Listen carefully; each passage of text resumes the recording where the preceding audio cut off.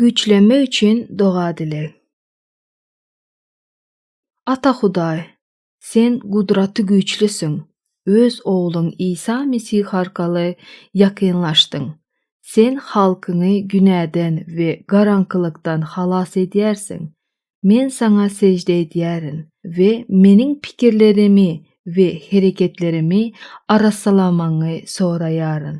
Goý mukaddes ruhun meni synagy we gorkuny ýeňip geçmek üçin güç bilen doldursun. Seni yglan etme üçin we garaňkylykda ýagtylygyny yglan etme üçin maňa güç ber.